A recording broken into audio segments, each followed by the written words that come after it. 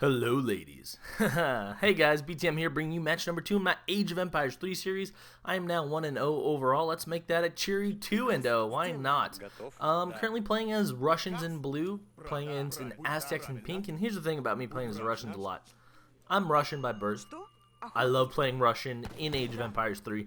And whenever I don't know what to play with or I haven't played in a while, Russia for me is just my go-to civ. I understand making bajillion strelets, I understand having my villagers come in 3, and I understand the deck choices. And for me, it's just a very easy comfort zone. Does that mean I should probably learn to play some other civs? Yes. Does that mean I will play some other civs soon? Yes. Does that mean I'm going to whoop some ass with Russian right now? Hell to the yes. Now I'm going to do a little bit of micro here, get some work done on these coyotes. I do hope, by the way, the audio is slightly better. I am switching up my mic setup just a little bit. I have a nice little headset that I got as a Christmas gift a while back, but I'll keep that for using live narration, and I'll keep using my more traditional microphone when doing this kind of narration.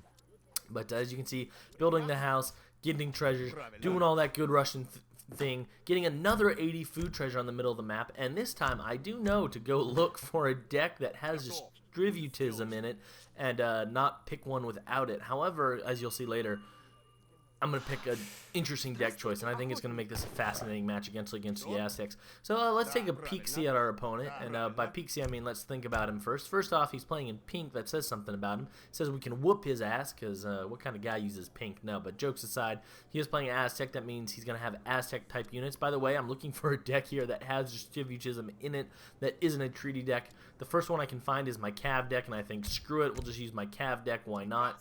And the reason why it's my Cav deck is because it has obviously 600 gold, 700 gold, both Cossacks card, and then some Cossack upgrades and a Cossack Strelet upgrade as well. So it's kind of geared out to get a little bit of a Cossack horde on the map, upgrade it with a card or two, and hopefully keep that horde alive. Of course, the thing about the Aztec that we're playing against, and to get back to the point I've been trying to say, Aztecs do not have cannons and they do not have horses, obviously, so they will of course be using various types of infantry, and they traditionally are a pretty anti-cav civ, so using caving SM is not always the best choice. However, they do have their own form of cav in a melee unit called the Coyote Runner, and they kind of do have a Strelet equivalent in the Mace Halton. Again, it's one of those words, it doesn't matter how I say it, somebody's gonna be mad and be like, well, I'm 83% Native American and we say it Makachatalandin, and then another person's gonna be like, well, I'm from Great Britain and we say Makahatan, and it's just like, okay, you know what, both of those are horribly wrong and rather embarrassing. But I am gonna try to kill that wolf as he walks by. I miss it, so I think, screw it, I'm gonna shoot this bear instead, get out my frustrations. I shoot the bear and then I start running for my life. If you do ever find yourself in a situation where you shoot a grizzly bear, I actually don't recommend running. I think you're supposed to play dead, so play dead. But either way, here we are, 14 villagers. I'm going to straight up age up with the quartermaster, getting myself some 400 wood on the floor.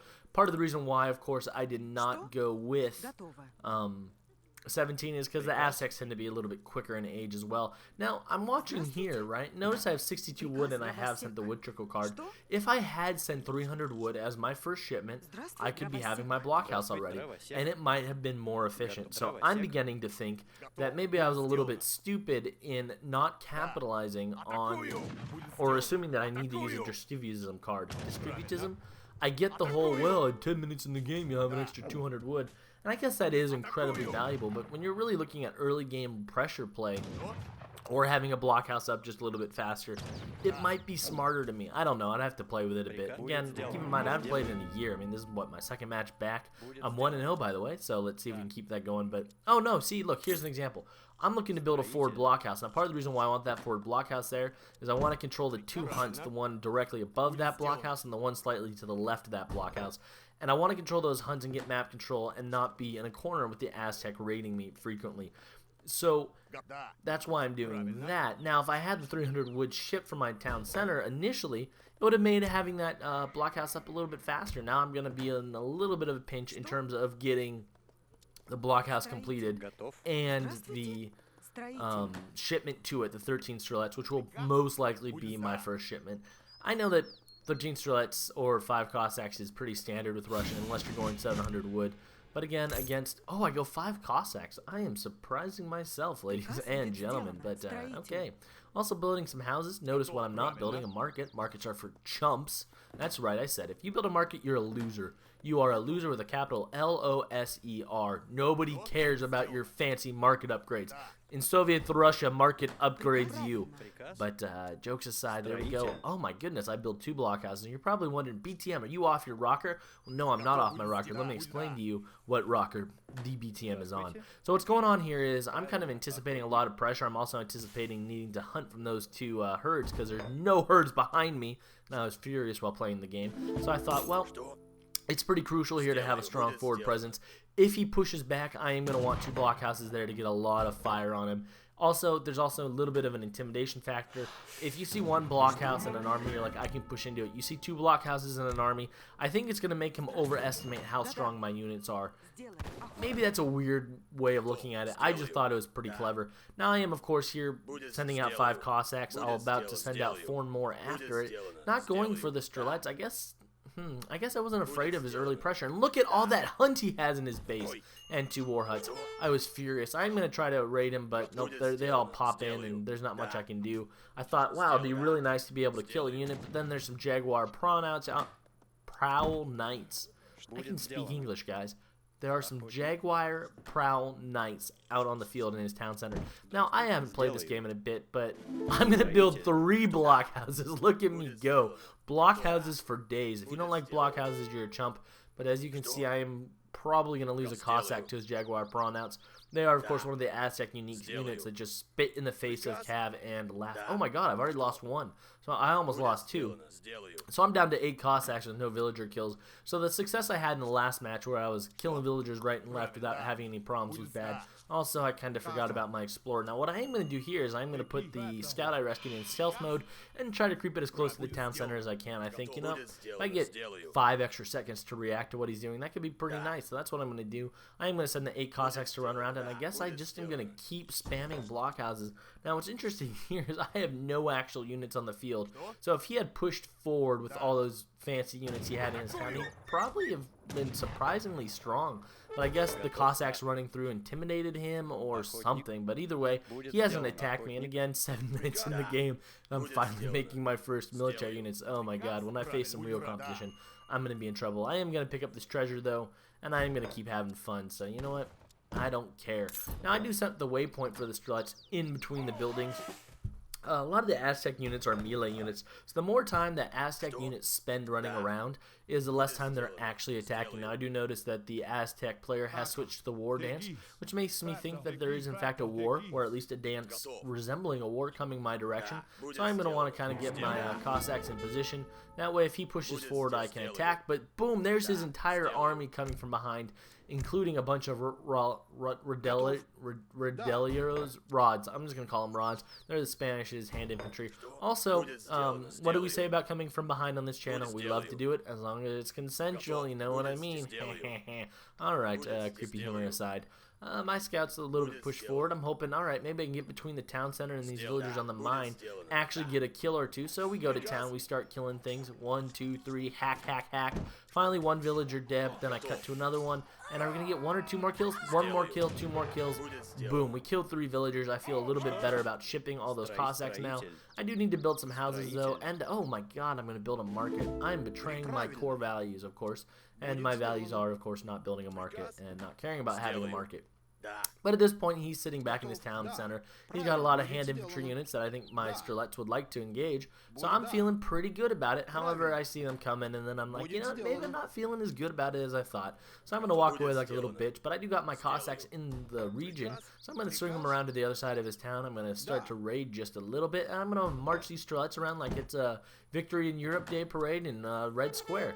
Market comes down. Now, you'd probably think at this point, hey, I'm going to build a lot of upgrades, but I don't. Instead, I watch myself forget about my Cossacks, and it's a complete and total effing disaster. They're completely caught, and I think, wait a minute, if all my Cossacks are caught, then I need to get all my Strelets walking into the town center. So I use a hotkey. I get all my Strelets walking up to the town center. You can see them on the mini-map, and I'm thinking, alright, if all his soldiers are going to waste time freaking chasing after my Cossacks, then I'm going to see if I can kill some villagers or some war priests or something. Now, as his army starts to come to me, I notice that he's got this big-ass dude with a big headdress and a big club walking in front. I think, you know what, that's not okay. We're going to have to micro him down. The real reason why you want to micro down the Aztec Chief, of course, is the Aztec Chief gets an attack bonus to all the units around it, and I'm not about that attack bonus life if it's not to me. So we are going to, of course, kill the Aztec Chief. We're going to walk away and just try to micro down every unit possible as we explore. Now, there's 27 Strelets. I probably should have split them into 2 different batches and then shot down 2 units each turn. But that would require a lot of skill and fancy gameplay, neither of which I am capable of. So I'm going to just focus on shooting 1 each time I run away. But I'm getting more Strelets coming, and my units are a lot more expandable than his, especially since he's using Puma Spearmen. I haven't played the game in a year, but last time I checked, which was quite a while ago, I'm pretty sure Puma Spearmen cost 50 gold and 50 food, and that is not cheap. However, I get right close within range of my town center or my blockhouses, and I think, you know what, let's fight here. I probably should have walked all the way, that way I got all the supporting fire from my trio blockhouses, and now I do. And now those coyote runners, which are very good against Strelets, will be taking fire from 3 separate blockhouses in my favor, which is actually kind of nice. And so it's always good to fight under defensive buildings and cause pathing issues for your opponent, and in general just to be a dick to them and win the game. That's kind of what you're trying to do here. So I do decide, wow, okay. I decide, hey, I got extra shipments. Let's send 700 gold, 600 gold, well, why not? I don't really have any gold. Maybe I can make some musketeers. I have 4 Cossacks left. I'm like, alright, we'll burn down this trading post, and I'm going to kind of push in with this big mass of musketeers and Strelets. Only about 30 units total and a 50-50% split. Not particularly amazing, but again, I felt like I came out on top of the last trade, so we're going to shoot this warrior priest because a bunch of white people shooting Native Americans is about as standard to history as you can get. I shoot the guy with the big club again. I shoot that Comanche again. The Comanche rider, by the way, is my channel art for this series because they're freaking awesome. Low attack. I think it's like a base of 14 with a bunch of ridiculous bonuses, but still. And, oh, look, I did buy a market upgrade at some point, although I did accidentally ship the coin to my forward base and not my town center, which I do every single time I switch my trading point. So, a little bit disappointing, but, you know, I'm in command, and I'm just going to walk back into his town, shoot some shit, and leave. That's basically my advice if you want a felony and to spend the rest of your life in prison, or if you want to win an Age of Empires 3 match. And see some units, some Mace Holton. We're going to call them Mace Holtons. See some Mace Holtons on the field. We're going to shoot at them. Then we're getting fired from 2 different blockhouses, and I'm not about that, you know, getting shot at life. And I'm popping out musketeers, which is a little bit unfortunate because musketeers are not the way to go against Mace Holton, but you got to do what you got to do. And I'm kind of walking away. Now, you might be wondering, BTM, you're an idiot. Why are you walking away? Well, let me explain to you why I'm walking away, you nub. I'm walking away because I could stand there under 2 warrior huts, a town center with a bunch of villagers in it, and probably siege down the town center or get it down to about half or 3 or 1/4 health left. But I don't think I could take it down then, and I would lose about 20 to 30 units. Now, if he managed to mass 15 to 20 units behind his town center and war huts, and managed to lose my army without directly engaging, he could actually have a little bit of a momentum swing. Now, he's not really raiding. If you're playing the Aztecs, you really want to get your coyote runners all over the map. Raiding. He's not really doing that, which is kind of making me a little bit stronger of a player than I probably am. But I'm very cognizant of the fact that getting involved in that fight wouldn't have been a good idea. Now, I do see that I am engaging and fighting on the other side of the map, so I think, you know what? I'm going to march in from the bottom of the map. I'm going to march in from the left of the map. I'm going to march in from the right of the map. So I'm just kind of got units running all over the place, hacking and killing and doing that good old war thing. I guess I do still keep sending the wood to the forward base. I guess it's because I have villagers on the coin mine up there.